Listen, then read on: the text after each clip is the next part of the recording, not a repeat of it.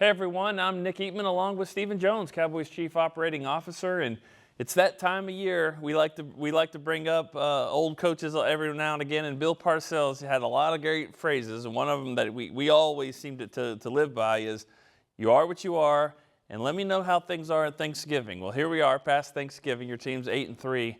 What's your assessment of this football team? Well, obviously, I think my assessment would be this is a football team that's had a really good year. But the big thing is I think it's on the upswing. I think, obviously not having Dak for most of the first half of the season, Cooper Rush did an outstanding job, and the team did rallying around him. And we were able to win games that a lot of people thought we might not could have pulled off without a Dak. But, Dak's come back, and he just seems to get more and more comfortable with each week. That offense seems to be getting in a rhythm. I think we're getting our identity in terms of what we are as an offensive football team. Michael Gallup, is getting better each week coming off that ACL, which is what most great players do when they come back from a major knee injury. It seems to just keep getting better. Obviously, CD's getting comfortable in his role as our number one receiver. Things are coming together. The offensive line, I think, is playing outstanding. I think Dak's one of the least sacked quarterbacks in the league, if not the least. It just seems like this offensive football team is really on the upswing. And certainly the defense, other than an aberration here or there, I just think we're getting better too. Do we have things we have to work on? Absolutely. We need to get these penalties under control and out of our game. We were able to overcome them against the Giants. When you get in playoff football, it's a lot harder to overcome.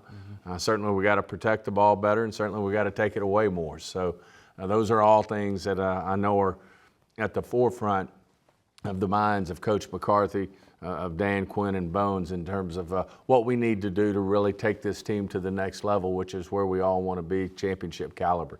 It seems like last year about this time it was the same type of record after Thanksgiving. Do you like where you are now? Can you compare where you are this year as opposed to last year? It's always tough like that in terms of where you are with injuries, that type of thing. As I said, it just feels like this team's more on the upswing. Obviously, we started off hot last year offensively.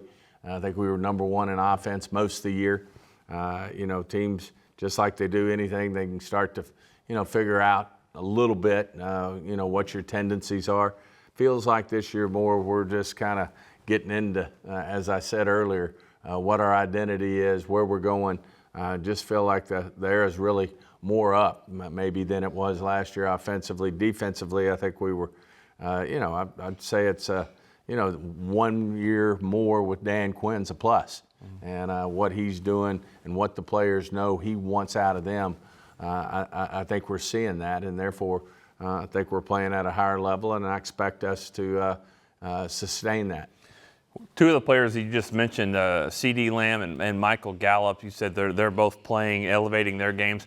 Is there a coincidence at all that obviously there's talk about, Odell Beckham and interest there, but it just seems it only natural that players are going to, at that same position, are going to elevate their game. Noah Brown's playing well also. Well, I think it only makes sense that, both these guys in different roles or different situations. Michael Gallup coming off his ACL, we expected that it was going to be, week to week in terms of getting better each week. And then, of course, CD in a different role as the number one receiver. I think he continues to grow. Competition's always good. When you think about maybe someone else coming in, they certainly, that's got to be some element of that there. But these guys are professionals, only want to do well and compete at the highest level. You talk about competition, running backs.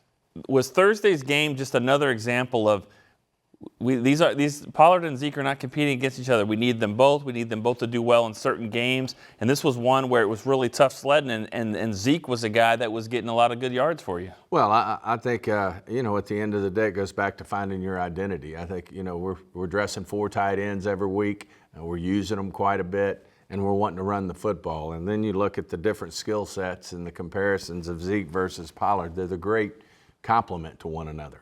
Zeke's so physical when he goes up through there, but at the same time, I think the workload his workload being lessened over the course of the first 11, 12 weeks of the season has helped him in terms of keeping his legs fresh.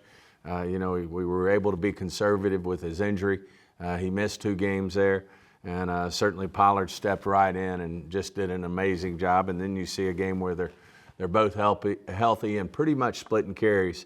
I think it's just a big deal for this football team in terms of Zeke wearing them down, and then Pollard using his number one asset, which is that acceleration and juice, to really make big plays. But as you said, that game seemed more suited for Zeke to make the bigger plays, and Pollard was still doing his part. And then, as we all know, there'll be games where Pollard maybe is the one making the bigger plays, but Zeke's doing his part in terms of wearing down the opposing team's defense. You said earlier that you're dressing the 4 tight ends, and that's how many you have on the roster. If you had 5 tight ends, they wouldn't all fit in the kettle. I mean, they're having fun out there. These celebrations are getting to be really exciting. Do you like that? And also, Zeke says they're stealing his stuff, jumping in the kettle, hurdling guys. I mean, what's going on with these young tight ends? Well, emulation is the truest compliment, and certainly these guys. They're outstanding. I mean, a lot of people will tell you the most cerebral room in most football teams after the quarterback room's the tight end room. These guys are doing some pretty unique things out there on the field, and it was very clever what they pulled off in the kettle the other day. I thought it was outstanding, and these guys are just doing an amazing job. But agree with you, probably 5 would be a crowd, or 4 would have been a crowd in that kettle. Yeah. Also, this NFC East. Have you ever seen anything like this where and obviously when they say the season ends today, it doesn't. So these teams still have to play each other. But as it stands right now, all the NFC East teams would be in the playoffs. Have you seen it this much competition? Especially just a couple of years ago, it was almost the other way around. Well, we all remember the monikers and take offense to them, the NFC East. But I've just always felt like in the 30-plus years we've had the football team, that the top organizations do subside in the East. I mean, you look at the Giants, you look at the Commanders, you look at the Eagles. I mean, these teams are in big markets. They're run by stable ownership. They're run, great organizations that historically have had success. And it's tough sledding over there. And certainly it doesn't surprise me that this is where it's come down to. You knew ultimately everybody would do what they needed to do to be competitive on the football field, and it's going to be a fun finish in terms of how this East ends up. But as I said the other day, anytime you play an NFC East team, you can actually throw out the records because you know it's going to be a battle, and certainly going to be some a physical football game when you play in the East. Give me a player or two down the stretch here in December that you're hoping can turn the corner, or maybe comes back from injury, or just somebody that you haven't been able to count on just yet, but do you think they might be there for you? Well, the first one comes to my mind in terms of coming back is Tyron Smith. I mean, we're talking about a Hall of Fame left tackle that's still playing at a high level when he's healthy. And what he'll do for that offensive line, I know the coaches will work through who's going to do what in terms of where they're going to play. But to be able to have, 8 offensive linemen that you feel comfortable putting in a game is rare this time of year. So I really think he's got a lot to bring to the table, in terms of guys who I think are going to continue to just get better. I mean, Damone Clark comes to mind in terms of, him getting his experience and where he's come after not being able to actually be on the field, until the end of training camp. When we activated him from NFI, he's a player that really makes me smile when I see him moving around out there. And then of course, just, as we continue to find our identity on offense, I think it's going to be exciting to see where that goes, because I think just game in and game out, we've shown, defensively that, it's going to be an all-day game. And, at the end of the day, hard to move the ball. And if we can, jump out in that offense, do their part of getting us a lead, then, we're a harder team to beat. Yeah. But we've got a lot of things to work on. As I said, we got a lot of things to clean up, whether it's penalties, turnovers, both sides of the ball, less on offense and more on defense. we've got a lot of things we can focus on to get better. All right, well, that's good. Good thing that you have a chance to get better. You're also sitting at 8-3. That's a good combination to have there. All right, we appreciate your time. Stephen Jones, Cowboys Chief Operating Officer. I'm Nick Eatman. We'll see you next time on DallasCowboys.com.